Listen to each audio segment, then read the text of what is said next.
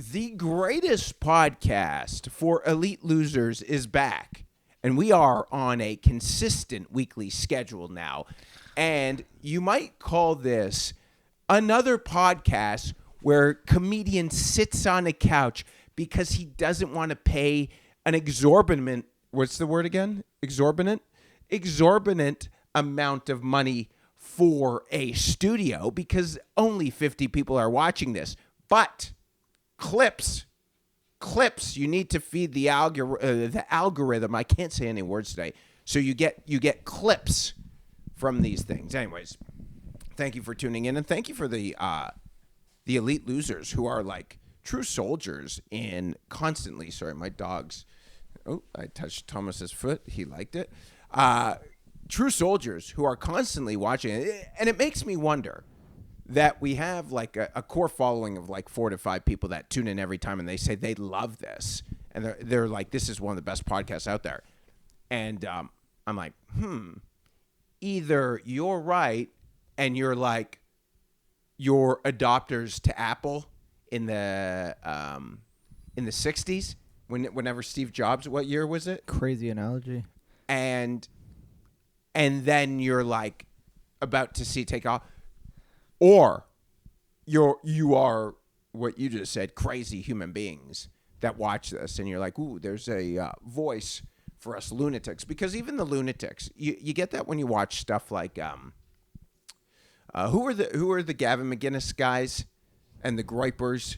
Who? I like Gavin, but who was the his following? They were called something. I don't even know who that is. Gavin McInnes, he was like the founder of Vice. Him and Shane Smith, they founded Vice, but he went off his own way. They're, what were they called? Not the Groypers or Nick Fuentes. Guy, you have a phone right there. Gavin McInnes following. They were called something where the FBI would follow them. They were this group of guys. They kind of like incel-y. Anyways, my whole point is that's another option. I'm not saying that's what I want. I don't want to be like telling you what to do, but if there was a world where, because everyone... The Proud Boys? Proud Boys. Thank you, sir. He founded the Proud Boys? Gavin McInnes? Yeah. Yes. What? Isn't that a hate organization? Well, I mean, that's a whole other podcast for a whole other day by a whole other more educated person. I understand them to be like kind of a men going their own way.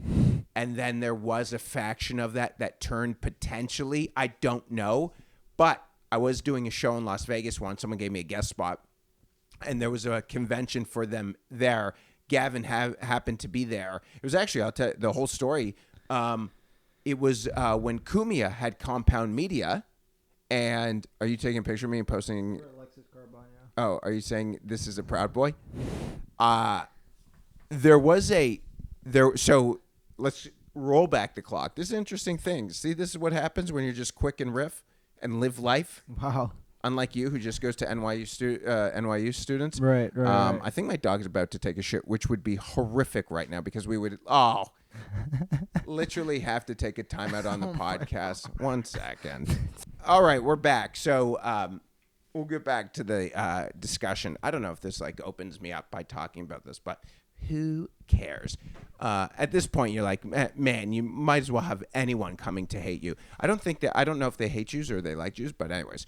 My whole point is I took my dog for a walk this morning. Take him. He doesn't want to walk. I have to like kind of like jerk the chain a little bit. Not like animal abuse.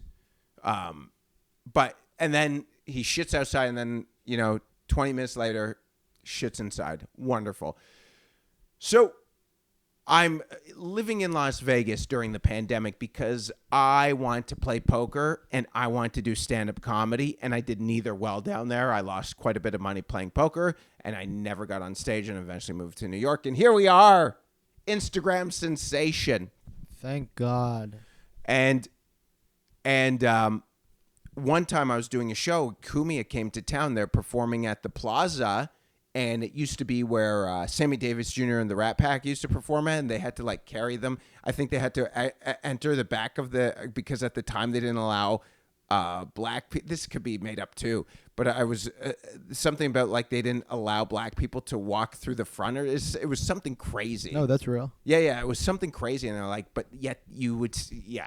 So, I do a spot on the show. Gavin was in town because there was a Proud Boy convention, and they were all at the show. And someone said to me, like, this is at the time when they were considered, I don't know if they're considered a hate group. I don't know what it was, but there's like, someone goes up to me and they're like, yo, dude, I'm not enjoying this right now because there's probably FBI in the crowd right now, because they would be like watching them, because I guess they were considered, I think they were considered like a terrorist. Is that what it was? I mean, that Kyle Rittenhouse kid was a Proud Boy. I think that's where most people know about them. Yeah, and he would, but weren't they at one point like considered like a terrorist organ? I don't know. I'm sure. So, anyways, and what ended up happening is I got on stage, was doing a 5-minute guest spot, and someone immediately started heckling me, some drunk chick, and I just went after her, and it got really awkward. And now the one guy who threw me up does not give me spots anymore. Just because I had one bad set. So, yeah, that was my how do we even get on that? How do we even discuss? Your mind palace is a mystery with many corridors and labyrinths, and it's impossible to decipher it. Is that a quote from someone? No, I made it up right now. Did you really? You're not that Yes. quick. Yes, I am. You made up your. Look up the quote. Okay, go ahead. Look up the quote now. Well, you said, what was the quote? I don't even fucking remember because I just made it up. Your mind palace. Mind palace is a term coined by Confucius. Okay, so I ago. have a mind palace, and you said it was. I don't about the care corridors? enough to expend enough brain energy to remember. What about the said. quarters? What about the quarters? What quarters? American quarters or Canadian quarters? Or corridors? That's the problem with the English language, is that there's so many words that are just too close to each other. Corridors. Who also says that? Dude. People who can pronounce words correctly? No, bro. Let me tell you something. It's called the fucking hallways. I do remember. It is weird when sometimes you think about like the words you learned when you're a kid, and like catacombs. I learned that once, and I still remember that. And it's like it serves no use. It serves no. I had like. Why is there an empty flashlight in the corner?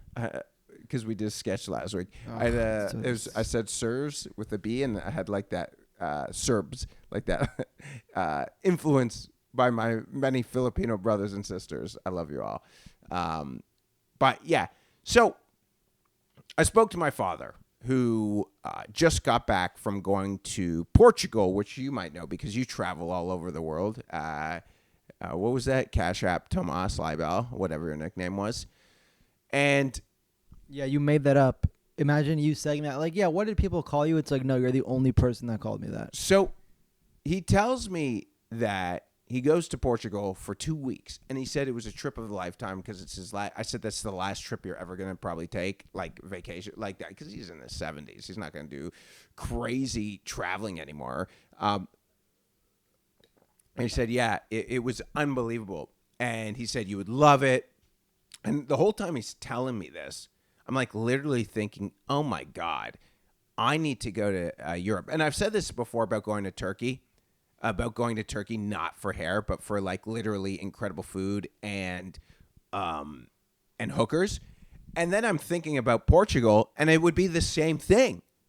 And then I'm thinking about Germany. I don't know how good the cuisine is, but I'm sure it's tasty, but for sure Italy. So all my future travels to Europe involve food and hookers. Like so many.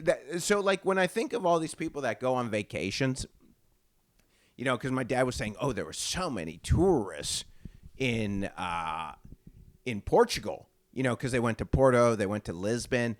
And I'm like, are all these people also going for food and sex, for cuisine and sex trips?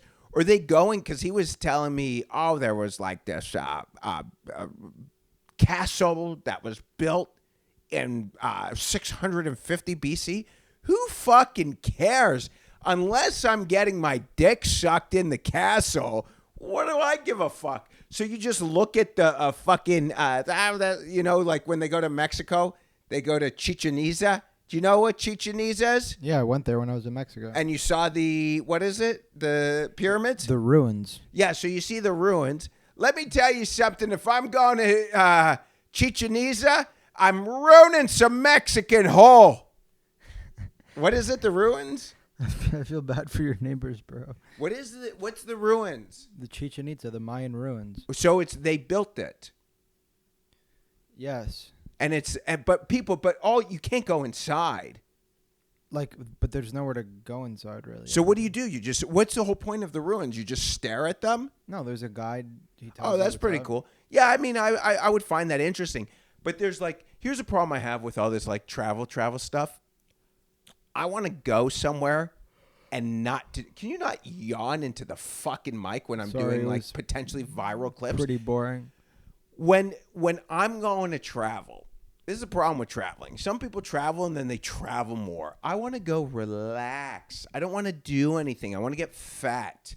I don't want to see shit. Because sometimes you just go, I guess you see I guess I would go, and it would be cool. I won't lie. I would love to go see the pyramids in Egypt. I would love to go see the ruins in Chichen Itza. I would love to go see the cenotes.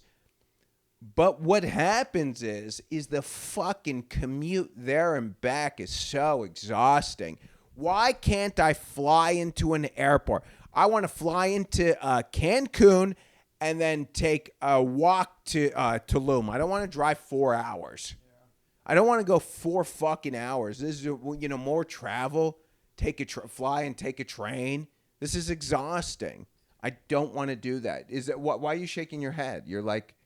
Because this is all my Brazilian family wants to do when they travel is wake up at 9 a.m., see 10 things, and then they have an entire itinerary for every single day. Yeah, dude, nobody likes this. And the thing is, a lot of people who do itineraries are old. It's like you're just jamming in as much shit as possible before you die. That's what itineraries are, just to get. Oh, well, they look at their watch and they're like, I only have 20 years left, so let's go see the ruins. And you can't yawn into the fucking mic. Let's go see the ruins. What does it do? Doesn't it there is a thing too. I'll go to the beach and I'll hang out and I'll order French fries and just relax. And then I'm like, okay, when can I go to my hotel room and beat my dick? And for those who this is the other thing I have a problem with. For those who look at me and will make comments or snubs that all he talks about is sex and all he does is talk about beating meat. Let me tell you something right now, you fool. The whole world is based off of men trying to bust nuts. So you can pretend like you're this sophisticated, educated book with your little I can't say that word because they'll take down the video. It ends with agatry and starts with f. It ends with agatry and starts with f. I want to say that twice so you make sure. Everything is done. So one man, not one, but a man in every situation can somehow bust a nut. The reason I prefer to do it alone, because the people who I try and sleep with are so hot that I have to put on a performance every time. I've said this multiple times before, and I don't always want to put on a performance. Sometimes I just like to lay down on a back pillow and just have a stroke when I'm not even hard and just relax. Be in the moment. See, I have these books. I have all these books. The Power of Now, Eckhart Tolle. What they don't say in this book, and this is very true, what it doesn't say in The Power of Now, when you're gooning, you are not thinking of anything else except in the moment now. And according to this, the now is the most important thing, not the past. Can't get back to the past, and not the future because it hasn't happened. The now. And let me tell you something, Eckert, and he won't put this in any of his books, in any of his speeches. The now, when you have your meat in the hand, is the most present moment you'll ever get to. What about when you're having real sex? Is that not more present? Yes, real sex is very present. Unless, again, the problem with real sex, if you're like hooking up with like a dime, sometimes you're in your head. I've never had this problem. I actually like when someone's, because I'm always hard. I'm hard right now. I'm tucked in like a Thai lady boy right now. Does that make you wet, you little fucking... Makes me very uncomfortable, actually. All right. Well, tell some. You know, the thing that I'm like, my career is kind of like stagnant right now. The thing that I could use is like a Me Too to get the things cooking again. Like I have hey, Tomas, I'll give you 20%. Like a good man, like, okay, now, not necessarily a Me Too. You don't want a Me Too, but some kind of controversy. But that none of that would work for you. No, the Me Too wouldn't work because the Me Too is a little too aggressive of a, because like they say all news is good news. What was the expression? All publicity is good publicity. No, it's not all news is good news. No, it's all it's publicity not, is good. Bro. It's not all publicity is good. Absolutely. It's fucking, look on your phone right now. It's all news is good news. Tell that to Harvey Weinstein as he's taking a walker into the fucking courtroom with his fat triple chin. All news is good. This is like the expression is, I would bet you $1,000 it's all publicity is good publicity. Okay. Bro, I'm sorry. You want to bet? I will still pay you, but you want to bet in theory the $100 on this podcast right now? It's all news is good news. You're so stupid. Take that bet. No, it's all publicity. I'll take it for 100. It's all publicity. No, that might be a version of it, but it's not. Let me tell you something right now. All news is good news, and that doesn't work for the Harvey Weinstein with his man. Could you imagine how I always vision him naked, just like that Jeffrey Toobin, the CNN correspondent who's beat his meat on he jerked off on Zoom. What? The Jew fat body, the fat bodied Jew. It usually, with the exception of the Ron Jeremy, who also all news is good news, doesn't work too, as he sits behind bars. The fat body Jew might be the archetype for the smallest dick. I think so, because when Jeffrey Toobin whipped out that little fucking button of a cock, thumb tip of a cock, and stroked it. And wait, what did this guy do? You never saw the CNN correspondent who jerked off on Zoom during the pandemic? No. So Jeffrey Toobin, not our R.I.P. career, legend to me. See, but how do we have the video? What's that? How do we have the video of that? They posted it on the internet. Why would CNN post that? That's crazy. They blurred out the things. It was the biggest story because during the pandemic there was no news story. So a guy masturbating on the internet is phenomenal. But how does it help CNN to just leak that video? Because it was the biggest news story in the world. It was the biggest news. How? It wouldn't have been a news story if they because someone on the Zoom call leaked the video. It was one of his law students. Right. Fuck. Jesus Christ. Can't get into a rhythm. Anyways, my whole point is we all beat our meat, whether it's in the ruins of Chichen Itza or in your home office. We all do it, and that's what the world is. That's what makes the world go round. I am jjlibermanl, the greatest podcast for elite losers, and that's the title. Stroking your hammer makes the world go round.